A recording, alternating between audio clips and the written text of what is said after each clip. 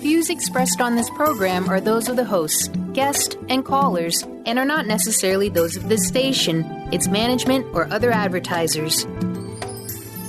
You're listening to Transformation Talk Radio.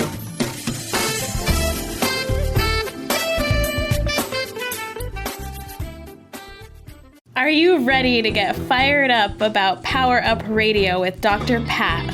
Unleashed, Unshaken, Unstoppable brings mind-blowing news, conversations with top world thought leaders, and Dr. Pat herself, unleashed like never before. Mega talk covering the most leading edge and headlines-worthy topics from pop culture to presidents, sex to spirituality, surviving to thriving, Hollywood to Bollywood, and music to miracles, addiction to action, and rhetoric to rockin' it. It's not about mistakes and all about the guts to not just step out of your comfort zone, but annihilate it. Think authentic and spontaneous. Think fun and forefront. Think no matter what, don't just make a difference, be the difference. Now here's Dr. Pat.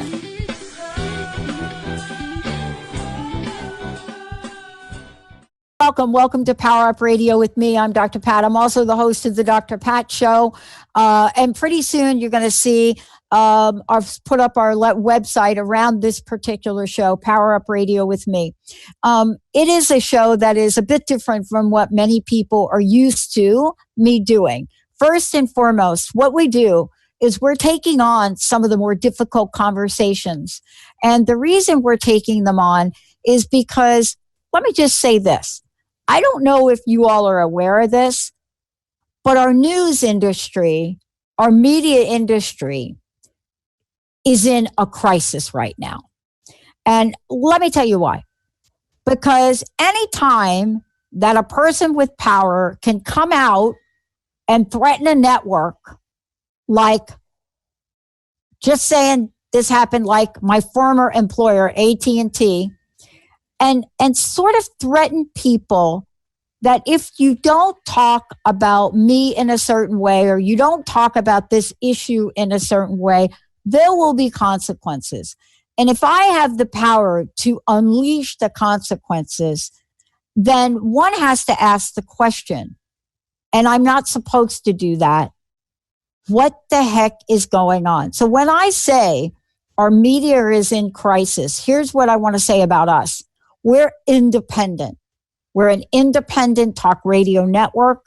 I founded Transformation Talk Radio almost 10 years ago.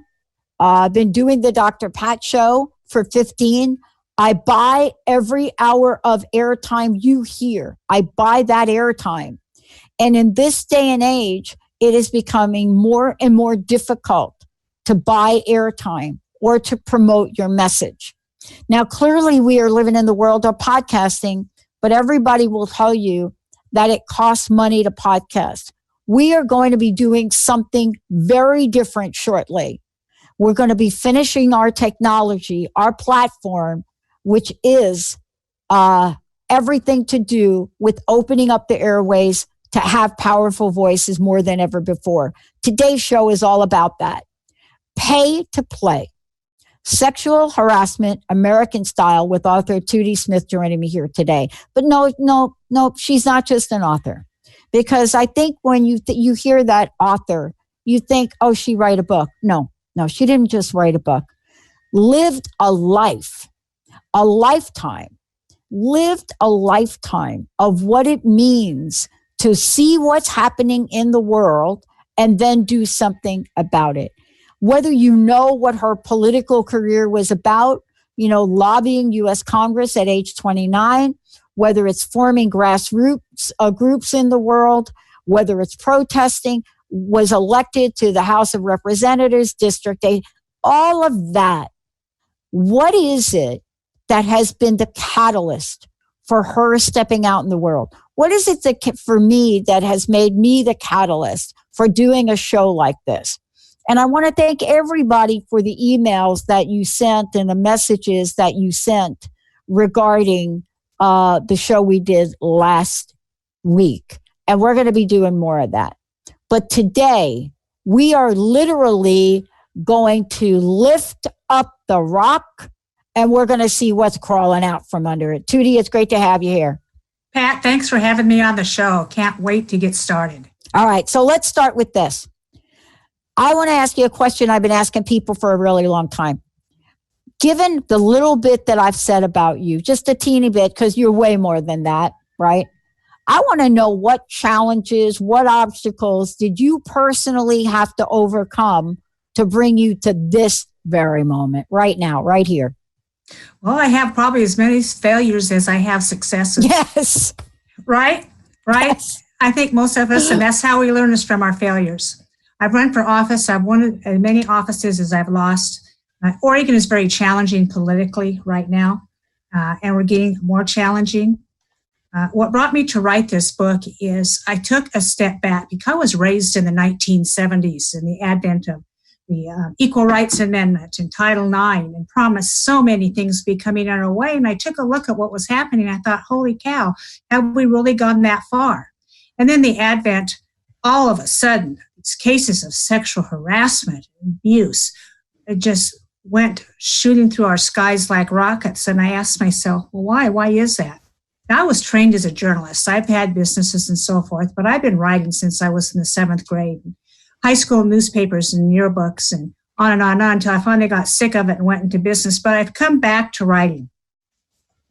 I was a newspaper editor and worked at that for several years and written other books. So what I've tried to do is study, listen, and see what's going on in the world, and especially America. Number one, I think we're in a huge spiritual crisis in America right now. And you can see that by turning on the news, and you're just sickened by it. And I'm a political junkie, and I used to be a news junkie, but anymore, I can hardly stand to watch it. Secondly, yeah, Pat? I want to ask you, because I too am feeling the same way, right? But what is it about what you're seeing that has pretty much turned you off? Because this is really the crux of the bigger conversation for today, right? Yes. I learned old-fashioned journalism. You solve the facts. You have a strong lead. You talk about the who, what, where, why, and when. The hardest things are the why and the how. But that's how you structure your journalism stories. You don't start your line in your article by saying what your opinion is. Frankly, everybody has an opinion on everything, and most of the opinions in America are wrong. Maybe even mine are wrong at times. But you give the facts, you let the people decide if this is a good idea or not. And then at the tail end, you can add your opinion. That's what I find a little bit disheartening right now. And I also find that only one side of issues are being told. And then the last issue is, where's the news coverage on topic X? Where's the news coverage on topic XYZ? It's non-existent. I started this new blog in January where I'm talking about the Oregon legislature. And I picked tax increases. Because new tax increases. Because that covers the whole range, of my opinion, of the political spectrum. And I explained what they are. People would, my gosh, it went crazy. People would say, well, why aren't they saying this on the news? Well, you explain it so well. We don't understand bill numbers. We don't stand legal language. Well, who does? Nobody does. So I just explained what it is, and I go forward, and it's been very successful. It's also been very disheartening because I see what's going on to my beloved state, and I'm not too happy about it right now. But you know what? A new day is coming, and we'll get there.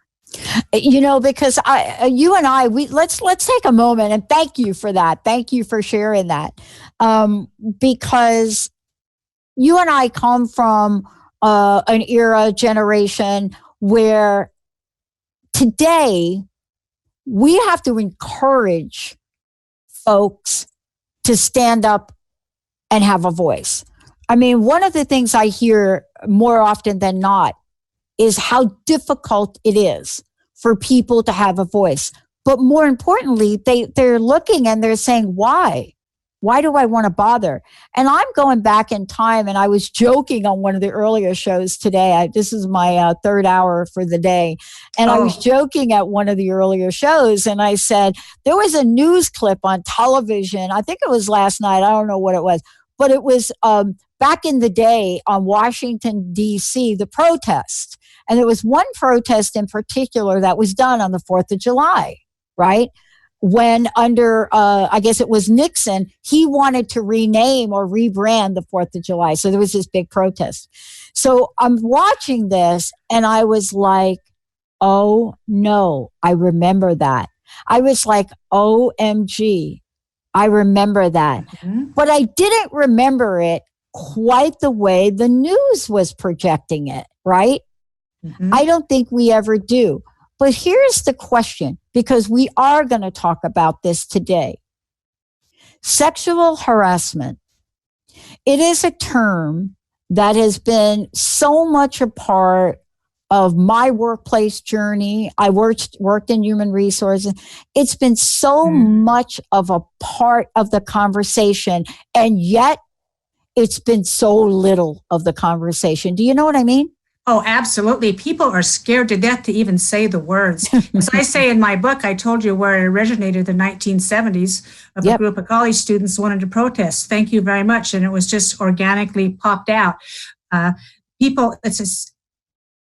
huge ironic thing to me is in America, we think we have such sexual freedom and expression, but yet we can't seem to understand what sexual harassment is, acknowledge it, and put a stop to it in our workplace. And I take a look at these things in my book. The taboos are very so ingrained in us, and I'm not a psychologist to try to figure that out. Right. But what I do know is sexual harassment is a behavior, and as a behavior, it can be changed. It can be stopped. Well, look, we're going to take a short break, but here's what I want to kind of leave everybody with. What was it that my 93-year-old uncle, my Uncle Al, what was it that had my Uncle Al, a devout Catholic his entire life, what was it that put him over the edge? And out of the blue, he calls me one day and he says, I have left the Catholic Church. Now, I got to tell you about my uncle and my aunt, my Uncle Ralph, my favorite uncle, and my Aunt Lee. Mm-hmm. There wasn't a single room that you didn't go through in their house that didn't have the crucifixion. But what was it? What was the thing that put my uncle over the edge? Yeah, it's in the book. It's in the book. Let's take a short break. We'll be right back.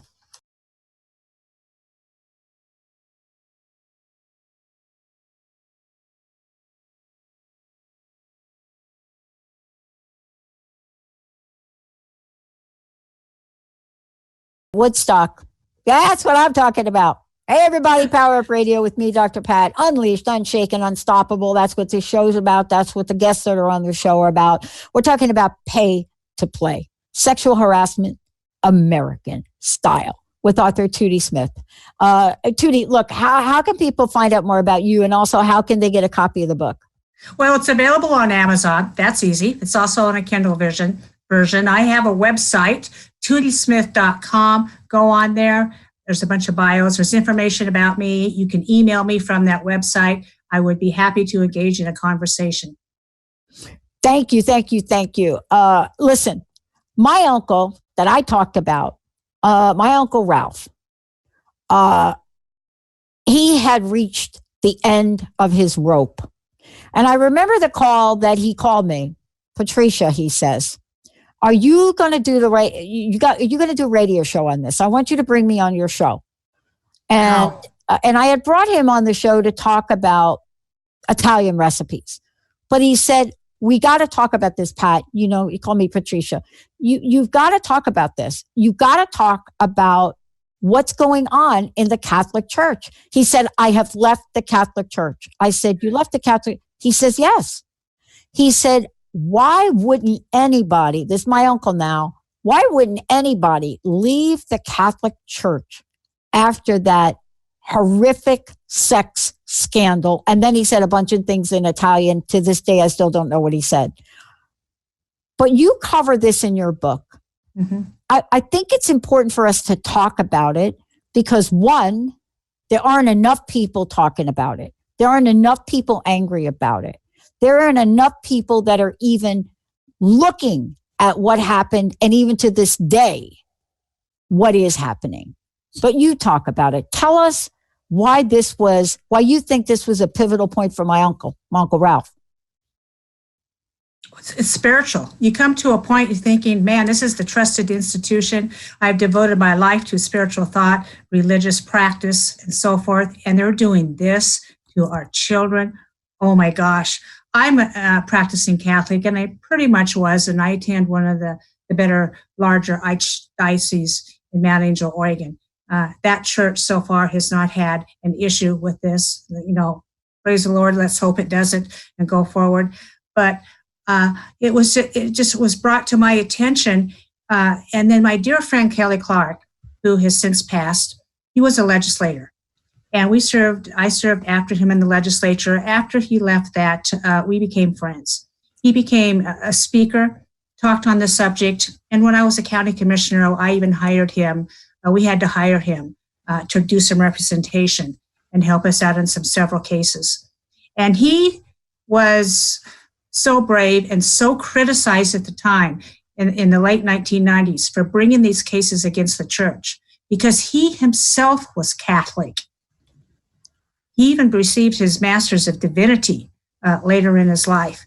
But he was practicing. But the issue for me was these are trusted priests who indoctrinate our children with a point of view.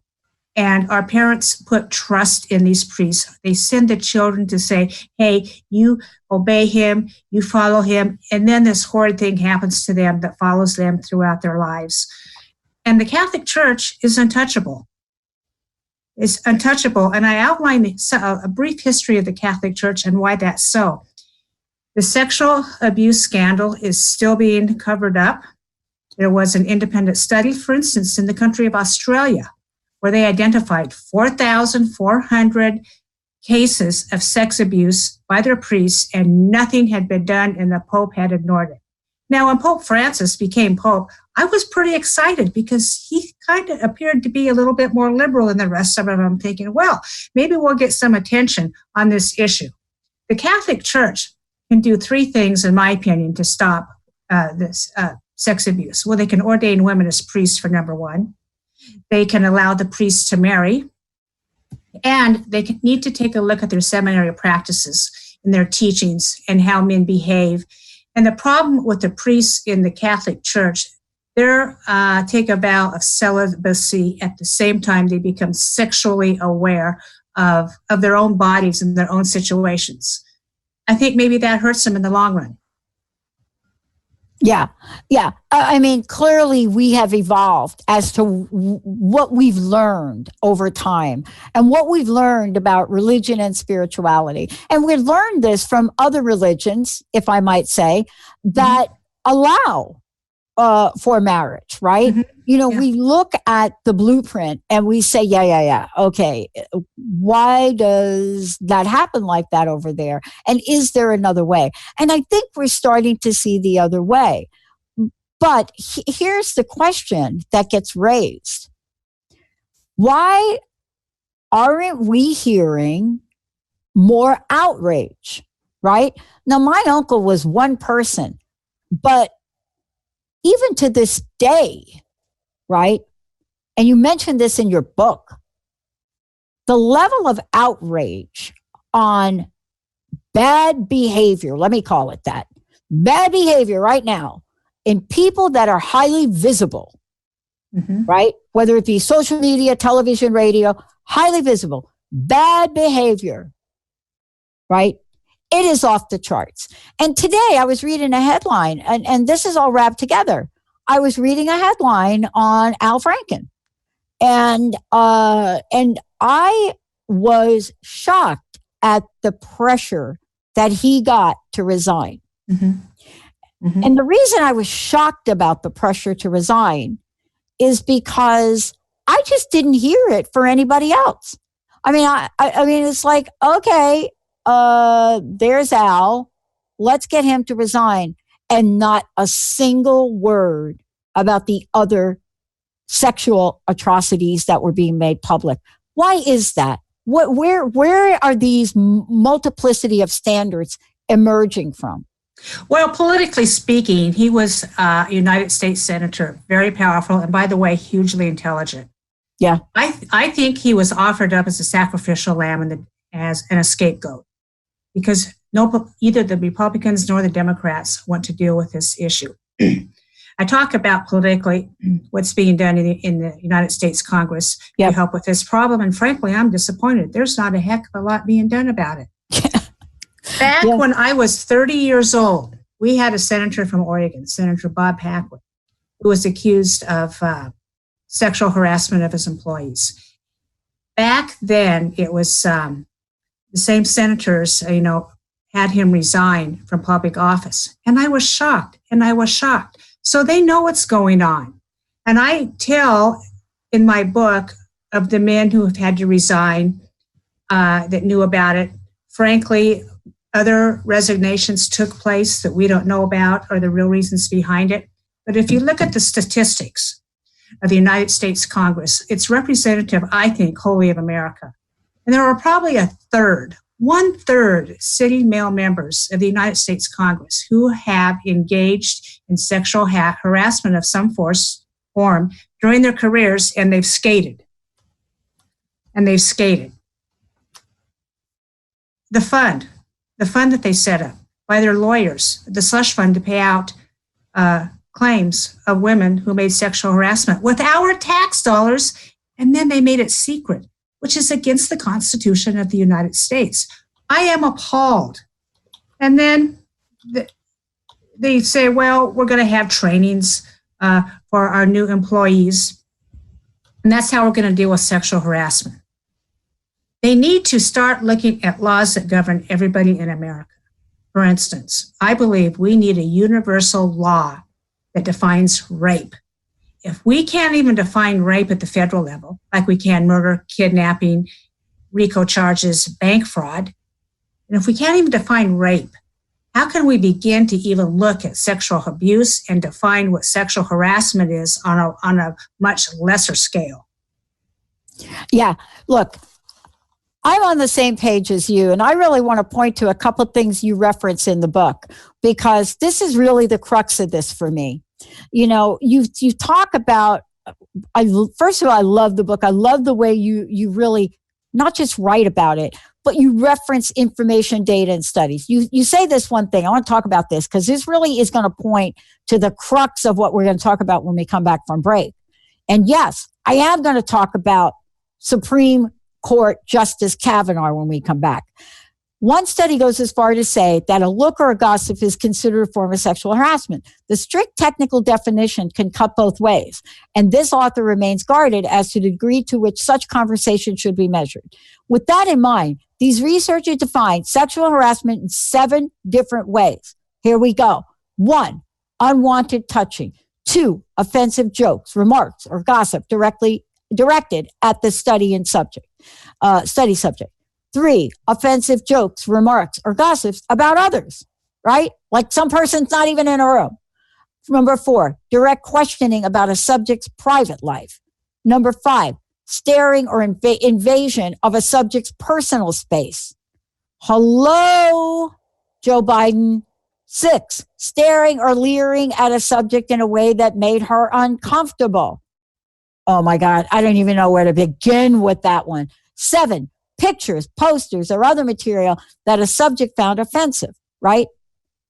Now, Tootie goes on to say it would be almost impossible to find a workplace in America that is sanitized to the degree as the previous definition suggests. And why would we want it?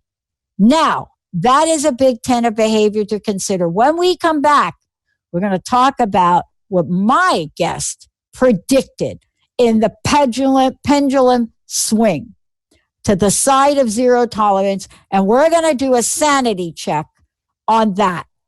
Because when we come back, why is it that as of last month, there are new ethics complaints that are stuck in appeals court in the 10th Circuit about a sitting Supreme Court judge where the Congress didn't do their job to begin with? This is not about politics. This is about humanity. Let's take a break. We'll be right back.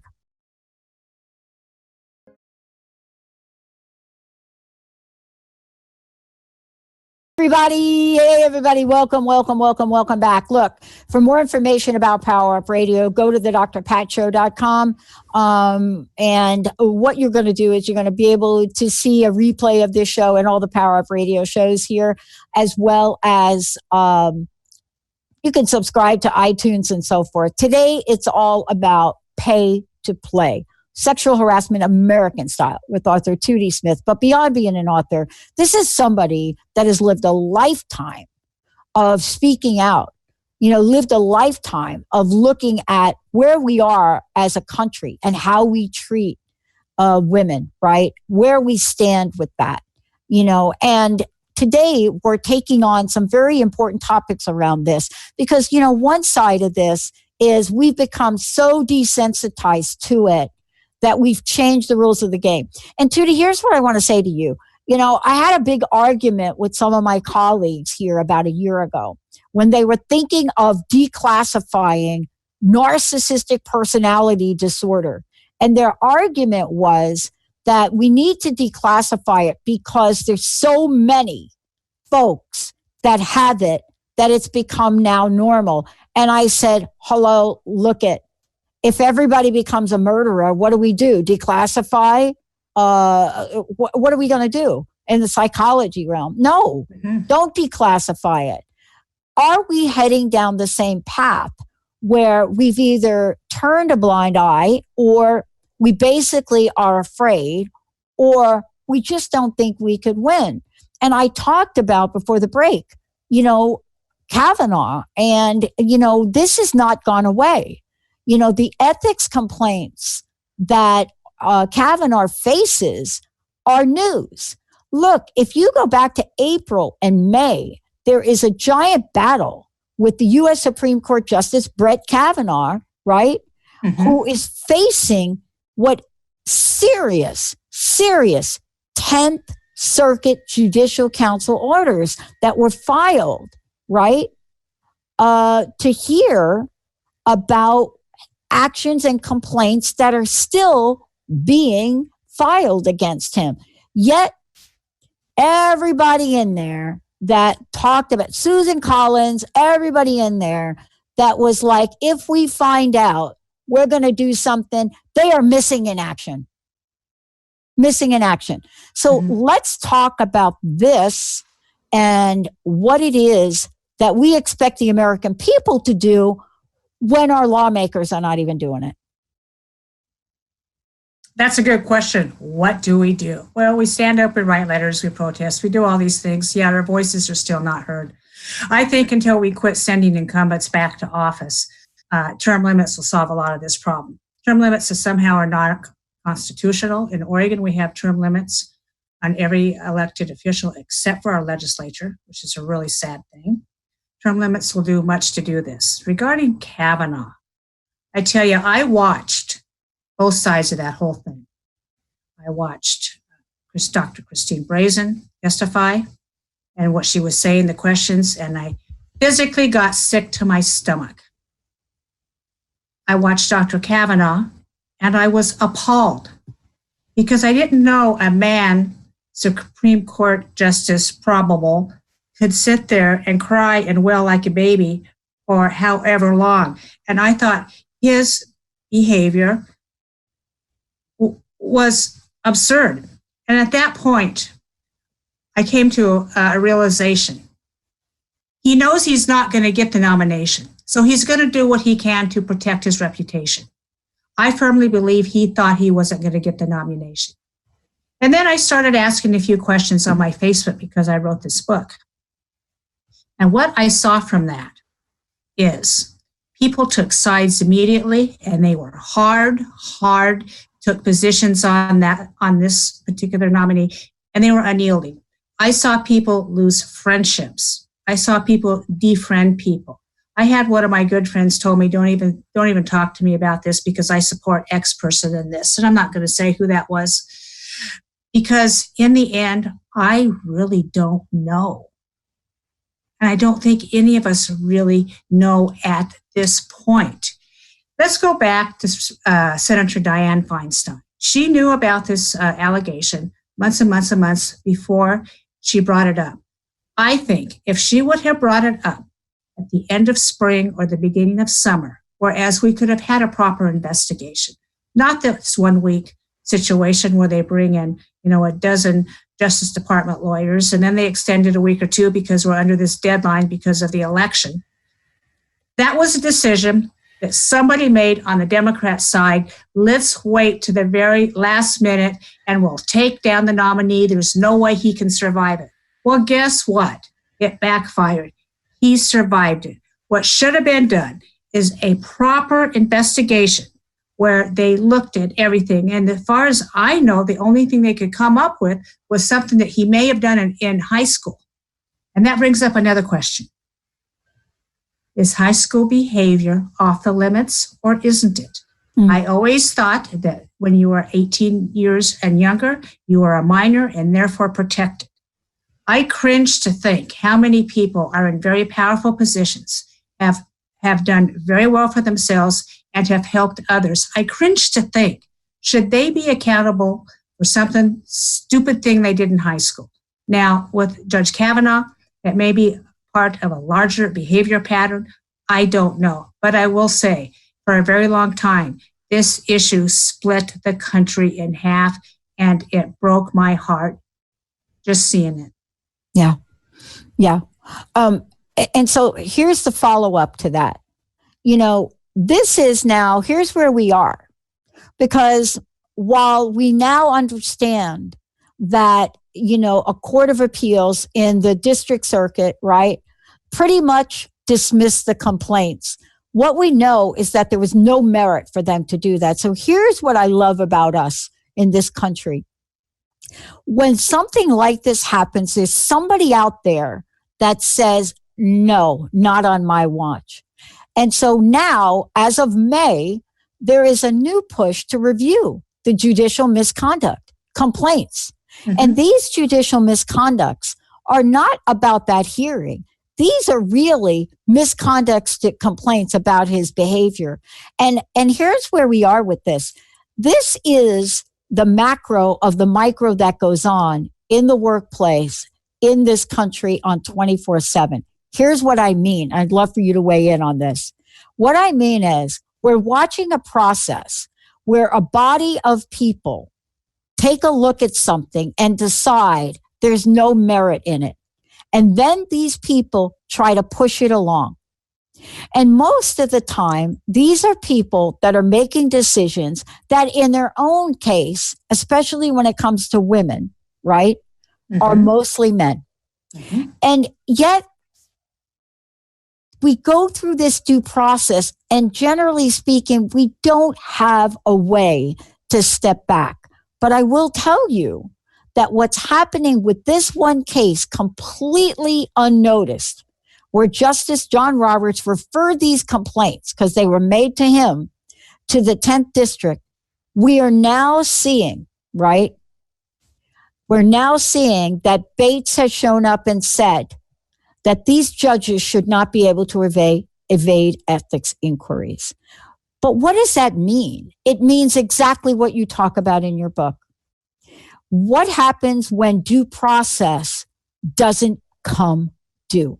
That's what we're talking about.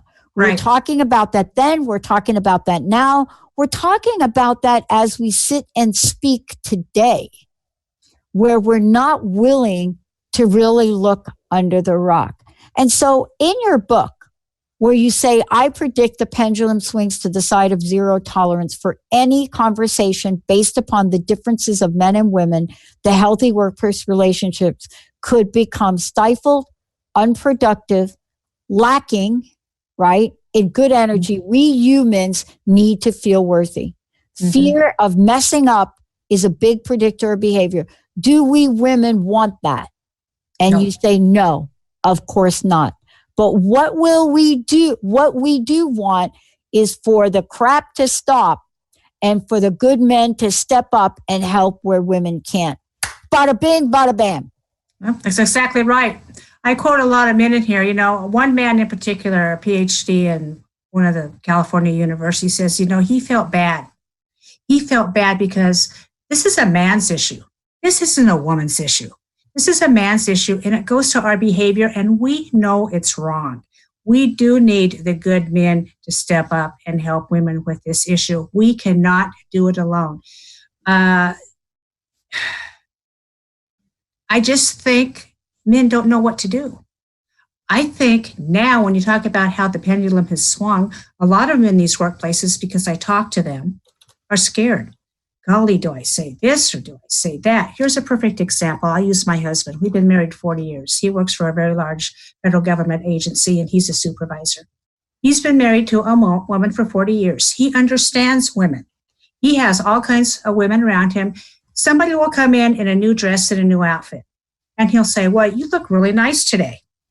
Knowing we women like that. When we go out of our way to dress up, we like to be acknowledged for that, right? I know I do. I know a whole lot of women out there do. They like to be acknowledged for the fact that they made an effort to look good on the workplace. My husband says, I can't say that anymore. I can't be human. And he's not even remotely talking about sexual harassment. So we have a lot of men like that who are afraid, golly, what do I say now? What do I do now? And then he's also seen some situations that men have said, oh my gosh, you can't say that. You quit saying that. That's not allowed. Are you nuts? So in the few situations that he has seen, he's put a stop to it. And of course, this is the federal government, and they have tons of sexual harassment trainings and so forth in that. But we do need to take a look, and women can't be afraid to say no. Just handling it. I talk about there's 3 generations of women. I talk about it in my book. There's a generations, and maybe Pat, you and I are one of the oldest. I was born in 57, so I'm 62 years old. We came on the women's lib, and there's a generation that are older. Well, the older generation than you and I says, well, yeah, I dealt with that my whole life, and I put up with it, and I endured it. So what's the problem? You and I came along and said, well, heck no. And you and I are kind of the sandwich generation here. Yeah. We're saying no. We're saying no. This is what we need to do. And you and I are teaching our daughters and our nieces what to do about it. And I tell you, the new generation coming on of women have zero tolerance for this whatsoever. As detailed in my book of all of the actresses that came forward who were not afraid. But guess what? The women in Congress are still afraid. You know why? They're scared to death. They're scared to death. It'll ruin their careers because it's a double standard. As a Hollywood actress, I can go out and I can play a sexually raped, abused woman.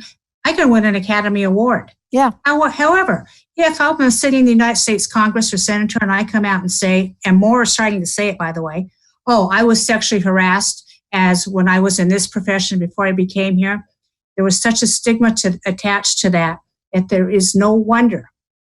I talk about why we don't have a woman president in this country.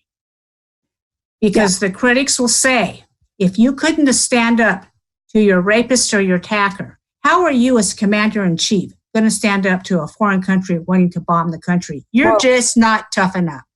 Yeah. Tough enough. Yeah. Well, wait a minute. Let's even go one step further.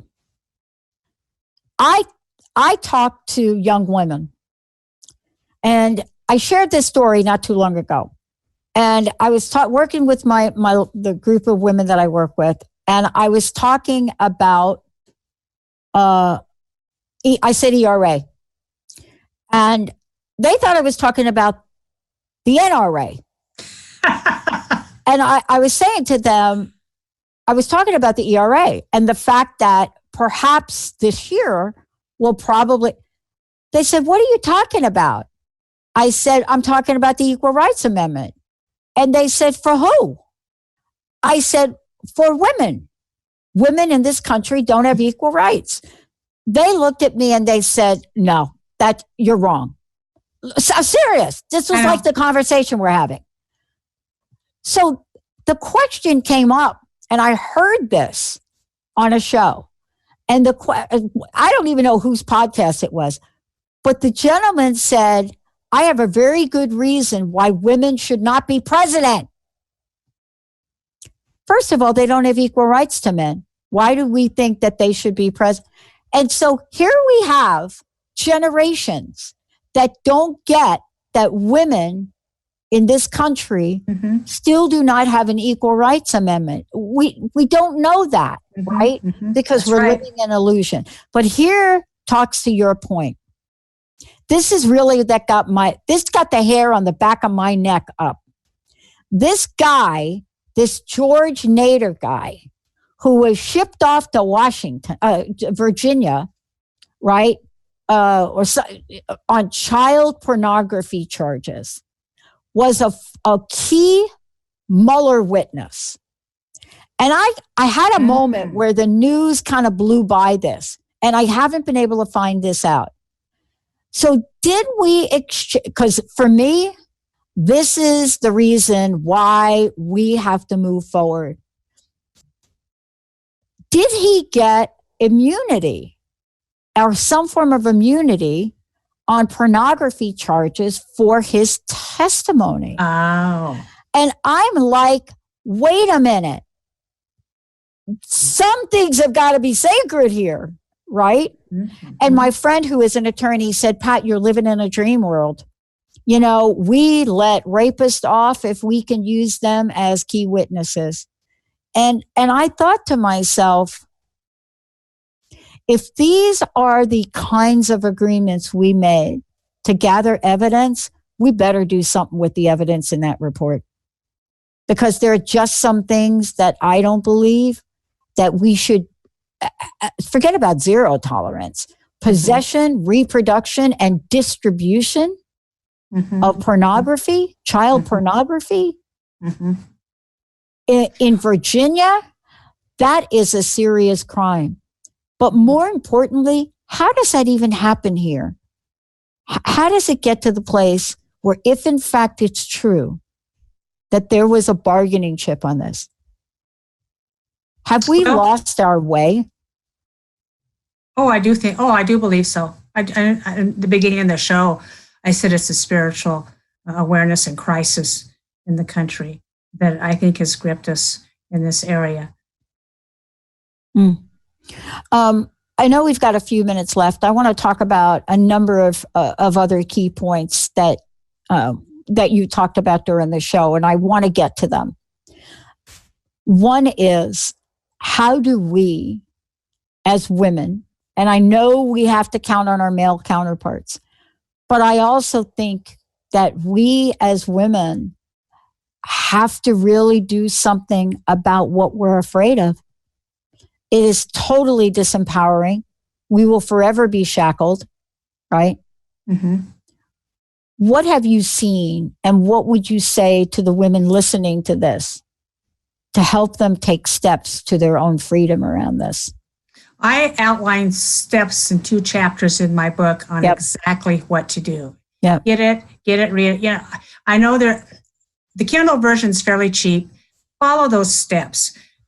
The last couple of years have really been rewarding in a way, in that any company you work for, if there's a charge of sexual harassment, they take it serious now. And if they don't, the repercussions are too hard. Yeah. We now have social media. If you go to your HR or your boss and you say a case of sexual harassment, more than likely, they already know the guy's doing it and they already suspect something's going on. So it's not like you're being the first person to come along and say that, especially if he's a habitual guy. If they don't do anything, then you report it to your police agency and be prepared. If that doesn't work, hey, gals, we have a megaphone that you and I didn't have growing up. Right. And your social media, you put it out there, and no company in America wants to be accused of this type of things in the workplace. You can't even have hot coffee at McDonald's without your stock prices going down. So can you imagine what a charge of sexual harassment in the workplace would do? Now, my book centers on sexual harassment in the workplace, but I believe that's also a symptom of a larger endemic problem. That's domestic abuse. And I don't get into domestic abuse, but the reason why identifying sexual harassment in the workplace is so important, because that is the very first place that we identify this abuse, and then that gives us permission to go in and fix it in the homes with maybe the women and children that are under this type of horrid activity. And here's where we are. I remember as we're talking about whether it was sexual harassment, whether it was the Access Hollywood tape, it doesn't matter, whatever the conversation was. One of the things I did was I looked at where this all goes, where it leads. And people yet have not made the relationship between what you so brilliantly talk about in your book and the damage, the loss of life for women. And so I looked at the latest study that came out on the states in the United States. I live in Washington State. I grew up in New York and New Jersey. But which states are at the top of the list for women being murdered by men? And when I looked at the list, I sent a copy to Senator Lindsey Graham because one of the things that was discovered was that for 21 years in a row, or 20, I can't remember, it was a ridiculous number, years in a row, South Carolina, where my stepmom and family were from, that's why I'm very attached to this, made the top 6 of the states. And I remember listening to these folks at the Kavanaugh hearings. And I looked at the people that were most outstanding, and I looked at their states. And what I did was I sent them all this report.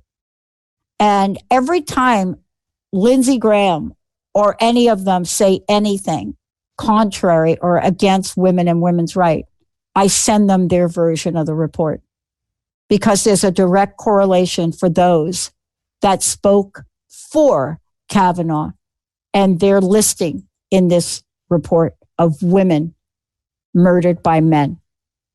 The statistics are unraveling. Mm-hmm. And when we look at what you say in your book, and when we look at the hate, and these comments, and sexual harassment comes from hate, when we look at this, it becomes very, very clear that we need to do something here. So I want to thank you for this. I want to thank you for the book. I want to thank you for the resources. And I have one last question. Yes. What's your personal message? What would you like to leave us with today? Well, I was raised on a farm by my mother, who was a very strong individual. And you know what she told us kids growing up? You don't like what you see happening, get off your rear and go out and do something about it. And this is my own little way of trying to empower women everywhere to do something about a scourge that is holding us back from politics, from industry, from business, from anything that we want to accomplish. Thank you so much. Give out your website again, please. TootieSmith.com, TOOTIE Smith.com. Thank you, Pat. I've thoroughly enjoyed our talk today. Yeah, thank you. And for all of you out there, I hope you've heard something that will have you rethink who you are in the world and what you're absolutely capable of. You deserve better. And we're here to remind you of that. We'll see you next time. You've been listening to Power Up Radio with Dr. Pat, Unleashed, Unshaken, Unstoppable. Tune in each week on TransformationTalkRadio.com as Dr. Pat brings mind-blowing news, conversations with top world thought leaders, and Dr. Pat herself, unleashed like never heard before. It's not about mistakes and all about the guts to not just step out of your comfort zone, but annihilate it. Think authentic and spontaneous. Think fun and forefront. Think no matter what, don't just make a difference, be the difference. Visit www.powerupdrpat.com or poweruptalkradio.com.